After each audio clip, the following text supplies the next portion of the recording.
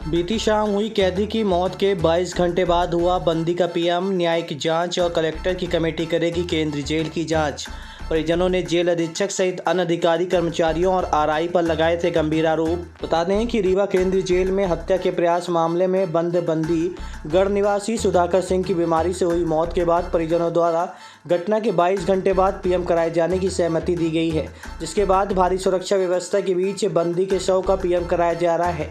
परिजनों को कलेक्टर प्रतिभा पाल के द्वारा न्याय की जांच और अलग से एक कमेटी बनाकर आरोपों की जांच कराने के निर्देश दिए गए हैं, जिसके बाद परिजन पीएम के लिए राजी हुए हैं।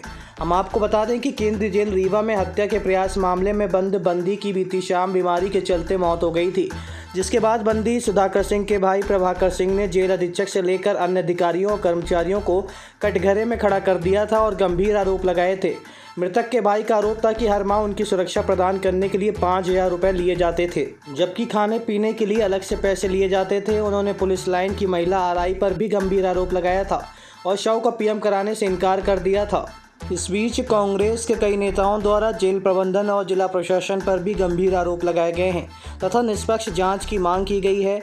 आज दोपहर बाद कलेक्टर श्रीमती प्रतिभा पाल द्वारा परिजनों को मामले की न्यायिक जांच कराए जाने और एक अलग से कमेटी बनाकर केंद्रीय जेल के सभी मामलों की जांच कराए जाने के निर्देश दिए जाने के बाद परिजन शव का पीएम कराने के लिए सहमति दिए हैं, जिसके बाद शव का पीएम कराया जा रहा है।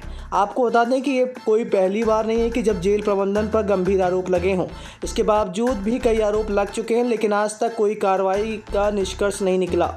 हमारे भाई को जेल से मार कर ले आए थे, यहाँ भर्ती कराए थे। मेरा भाई जेल में मरा था। ये हमको मंगल को बताया भी था कि हमको बड़ा प्रताड़ित करते हैं, पैसा तुम भिजवाओ।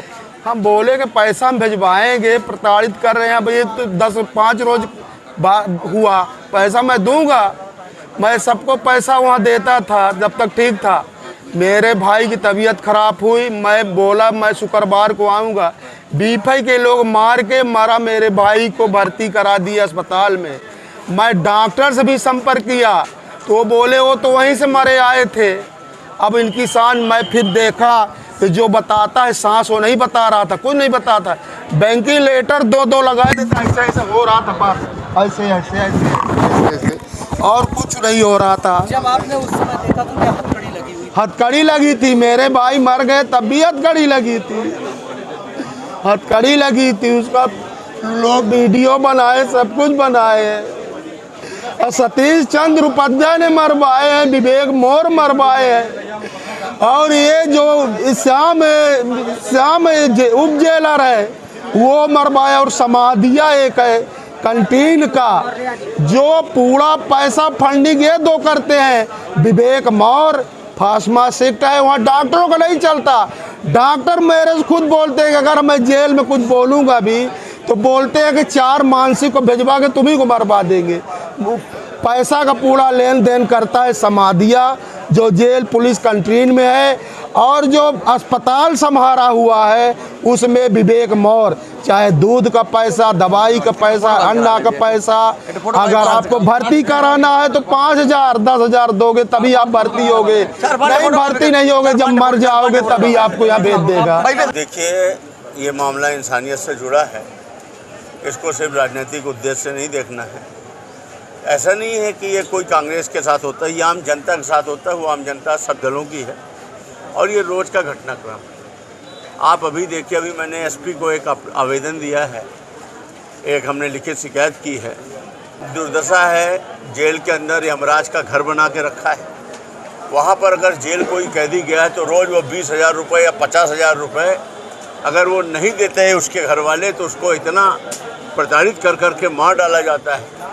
आप क्या मानते हैं ये जेल की कमाई? ये 2-2 करोड़ 3-3 करोड़ रुपए महीने लूट रहे हैं।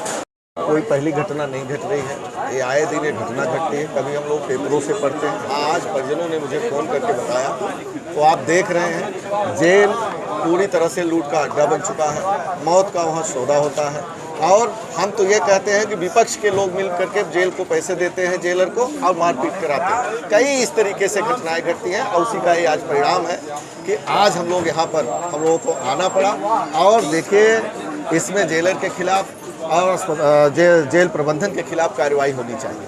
और चूँकि किसी भी प्रकार के कैदी कोई भी हो, कोई भी कैदी अगर कस्टडी में है, चाहे वो विचाराधीन कैदी हो या सजायाफ्ता कैदी हो, तो उसकी मृत्यु की न्यायिक जांच होती है। तो इसकी मृत्यु की भी न्यायिक जांच होगी। इसके लिए हम लोगों ने माननीय प्रधान जिला एवं सत्र न्यायाधीश महोदय को पत्राचार किया हुआ है। साथ ही साथ वायरलेस के माध्यम से भी इसकी सूचना समस्त कार्यालयों को दी गई है। देखिए क्या होता है कि किसी भी प्रकार की कस्टोडियल डेथ पर आरोप प्रत्यारोप लगना और लगाना एक बहुत आम बात होती है। जेल में किसी भी कैदी के साथ किसी भी प्रकार का कोई भेदभाव नहीं किया जाता, उसका तत्काल उपचार कराया जाता है। और पैसे वगैरह मांगने की जो बातें परिजनों द्वारा या उनके सगे संबंधियों द्वारा की जा रही हैं वो निरर्थक और झूठी हैं।